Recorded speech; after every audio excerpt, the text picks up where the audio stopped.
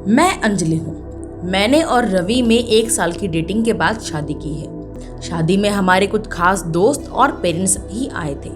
रवि ऐसा ही चाहते थे। वो चाहते थे कि शादी शॉर्ट और सिंपल ही रहे। हम लोग यहाँ बड़े शहर में काम करते हैं। रवि के माता पिता गांव में ही रहते हैं। रवि ज्यादा गांव जाते नहीं। जब कभी मम्मी पापा को मिलना होता है तो वो हमें शहर में आकर ही मिल लेते हैं। हमने एक छोटा सा घर भी यहाँ अभी लोन पे लिया है। शादी के चलते मैंने अभी नौकरी छोड़ रखी है। हमारा घर रोड के साइड में ही है। खिड़कियों से रोड दिखाई देती है। हमारे किचन की खिड़की से भी रोड दिखाई देती है। रवि का ऑफिस का टाइम सुबह 9 बजे का है। सुबह में रवि के लिए खाना बनाती हूँ। मेरी नजर खिड़की के बाहर गई। रोड के दूसरी तरफ एक लड़की ज्यादा उम्र की नहीं थी, 26 की होगी। हमारे घर की तरफ देखती रहती थी।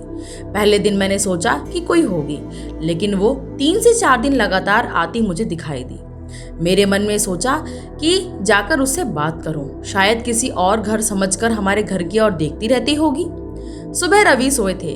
वो फिर वही दूर खड़ी दिखाई, फिर और हमारे घर की ओर देख रही थी। इस बार मैं घर गई। उसने आते मुझे अपनी ओर देखा और घबरा गई। मैंने उसे पूछा, क्यों, आपको क्या परेशानी है? आप किसे ढूंढ रही हैं? वो घबराई हुई बोली, रवि यहीं रहता है। मैंने बोला, हाँ। आप कैसे जानती हैं? वो इतना सुनकर घबराकर चली गई। मैंने पीछे से उसे आवाज दी पर उसने सुना नहीं। मैं अपने घर में वापस आ गई। मेरे आने पर रवि उठ गए थे। पूछा, कहाँ गई थी? मैंने बोला, पता नहीं, एक लड़की है, वो हमारे घर की तरफ देखती रहती है।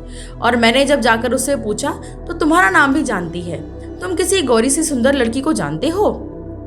रवि यह सुनकर भड़क गए। बोले, पागल हो क्या? कोई कुछ भी बोलेगा और तुम मान लोगी क्या? लेकिन यह सुनने के बाद रवि के चेहरे का रंग जरूर उड़ गया था। मेरे भी दिमाग में कुछ कुछ चलने लगा। रवि जब शाम को आए तब मैंने इस विषय में कोई बात नहीं की। अगले दिन मैं सुबह उठी तो रवि पहले उठ गए थे। मैं किचन में गई तो किचन की खिड़की लगी हुई थी और बड़े मुश्किल से खोलने पर खुलती थी।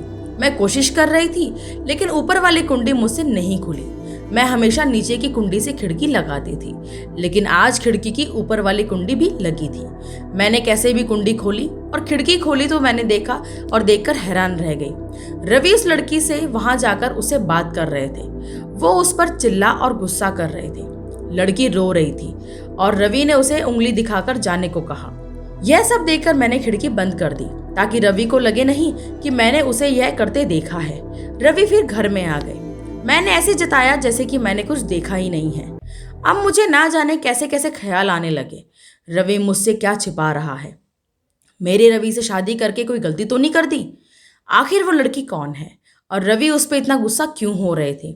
रवि के जाने के बाद मैंने रवि के सारे दोस्तों को, जिन्हें भी मैं जानती थी, उन्हें फ़ोन किया, लेकिन किसी को भी उस लड़की के बारे में नहीं पता था। मेरी समझ नहीं आ रहा था कि क्या हो रहा है।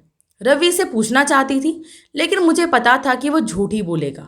उसके बाद मैंने उस लड़की को घर के आसपास नहीं देखा। यह सब सोचते सोचते मेरी तबीयत बिगड़ने लगी। रवि मुझे बोलता था कि क्या हुआ, अपना ख्याल रखो, डॉक्टर के पास जाओ, लेकिन अब मुझे उसकी बातें बिल्कुल अच्छी नहीं लग रही थी। एक दिन जब मेरी हालत ज़्यादा खराब हुई तो मैं ऑटो लेकर पास के बड़े अस्पताल गई। डॉक्टर से अपनी दवाई लेने के बाद मैं अस्पताल के पार्क में बैठी थी। अस्पताल में मुझे वो लड़की फिर दिखाई दी।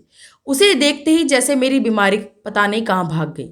मैं उसके पास तेज चल कर गई और उसका हाथ पकड़ लिया और उसे बोला, तूने मेरी जिंदगी में उथल पुथल मचा दिया। बोल, उस दिन क्या बात कर रहा था रवि तुझसे? क्या रिश्ता है तेरा मेरा पति से? फिर उसने मुझे जो बताया सुनकर मुझे लगा कि मेरा पति ऐसा है। उसने इतनी बड़ी बात मुझसे छिपाई। शाम को रवि जब घर में आए तब उस लड़की को अपने घर में देखकर चौंक गए। मैं भी उसके पास ही बैठी थी। रवि उसकी तरफ देखकर बोले कि अच्छा, तो तूने इसे सब बता दिया? मना किया था दूर रहने को मेरी फैमिली से। मैंने बोला, रवि शर्म करो, तुम इतने कठोर हो, अपनी सगी बहन की मदद नहीं कर रही हो। वो लड़की संध्या थी, रवि की सगी बहन। उसने अपने पसंद के लड़के से शादी कर ली थी, इसलिए रवि और उसके परिवार ने उससे सारे रिश्ते तोड़ दिए थे। रवि ने कहा कि मेरी कोई बहन नहीं है। मैंने कहा, इसका पति अस्पताल में है, इसे रुपयों की ज़रूरत है। बहन नहीं तो इंसानियत के नाते ही तुम्हें इसकी मदद करनी थी। और अपनी पसंद की लड़की से शादी तो तुमने भी की, फिर जो नियम इसके लिए हैं तुम्हारे लिए क्यों नहीं है? मुझे पता होता तुम ऐसी सोच वाले हो तो मैं तुमसे शादी कभी नहीं करती। जिसको बहन आंसू नहीं पिघला सके, उस आदमी के सीने में दिल नहीं हो सकता। इतना कहकर मैंने अंदर से अपने सारे गहने निकाल लिए और संध्या के साथ जाने लगी। हमें जाते देख रवि फूट फूट कर रोने लगे। संध्या भी उन्हें देखकर रोने लगी। रोते हुए रवि बोले, हमने इसे बहुत प्यार दिया, पापा ने, मम्मी ने, मैंने रानी बनाकर रखा, और यह ऐसे ही एक दिन बिना बताए घर से चली गई। हमारा प्यार तूने नहीं देखा, इसके लिए मैं रात भर रोया कि कहाँ होगी, कैसी होगी मेरी बहन। तब इसे भाई और पापा की याद नहीं आई। अरे मुझसे कहती तो मुझे क्या करना है, ऐसी ही चली गई थी ना, अब क्यों आई है। बहन भी बोली, भैया मुझे लगा आप लोग नहीं मानेंगे। उन दोनों भाई बहन को रोते देख मेरी आंख भी भर आई, पर आंसू के साथ जैसे सारे गिले शिकवे खत्म हो गए। वो खुद अस्पताल गए संध्या के साथ। मम्मी पापा को भी बुलाया। दोनों ने बेटी को बड़े प्यार से गले लगाया। अब अस्पताल में संध्या के पति की हालत बहुत अच्छी है। डॉक्टर ने कहा है कि जल्दी डिस्चार्ज हो जाएंगे। रवि की आंखों में मुझे एक अलग सुकून अब देखने मिल रहा है। रवि ने संध्या को कहा है, अब कुछ करेगी तो माफ नहीं करूंगा, हमेशा मेरी प्यारी बहना के रहना। जिंदगी बहुत छोटी है, आपके अहंकार में इतना सुकून नहीं है जितना कि माफ कर देने में है। एक बार करके देखिए, जिंदगी बदल जाएगी।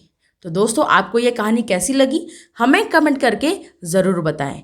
तो फिर मिलेंगे नई कहानी के साथ, तब तक के लिए राधे राधे।